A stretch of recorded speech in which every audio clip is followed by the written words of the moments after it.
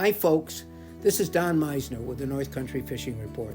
There's certain things that we can talk about in this small season before open water and closed water fishing takes over the North Country.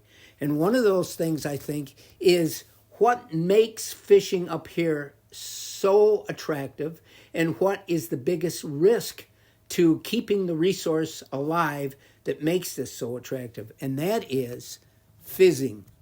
F-I-Z-Z-I-N-G. I hope I got it past the third grade.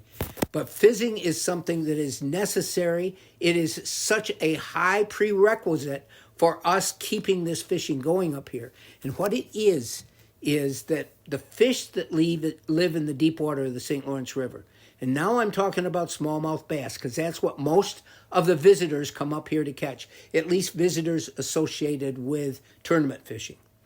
And they're bringing smallmouth bass up from as deep as 50 or 60 feet of water. And what happens is they have an air bladder within them that maintains the balance that those fish have, that they can swim up and down. Once that becomes clouded with gases, they no longer can do that. They're just a fish floating on the water on their back and waiting to die.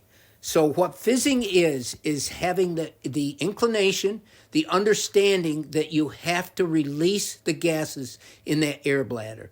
And you do that by sticking a needle in that bladder. Well, you got to find out where that bladder is. And it's not as complicated as I'm making it sound. Anybody can learn it, but you have to learn the exact location. Then you stick the needle in after you brought them up, and they're helpless because they can't go back down where they live. So you stick that needle in there and you watch, and you'll see the air bubbles escaping from their body, and they'll be bubbling out. If you're doing it in a tank or in a live well or something, you'll see the bubbles coming out. Once you stop seeing the bubbles, and I'm putting it very basically here, but once you stop seeing those bubbles, then that fish will automatically be able to right itself and to swim away and live to fight again and again and again. But fizzing is an essential, and we need not only to know how to do it ourselves, because unlike years ago, before all this tournament craze started, the fish were not as deep, and we didn't require that in the same way. We weren't catching as many. There's just so many factors. But now it's critical that every time those fish are caught, if they're coming from deep water, even sometimes in the shallows, it still is necessary. But you stick that needle into their air bladder and you let those gases out. And those fish can keep being caught and caught and caught. An awful lot of the fish that we see, we think that there's just millions out there and you're catching different fish all the time.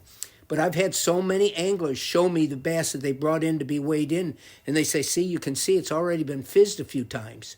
And so that's an indication the process works, and it's something that we really should make a priority or even a necessity that people use if they're going to come up here and enjoy this fishery.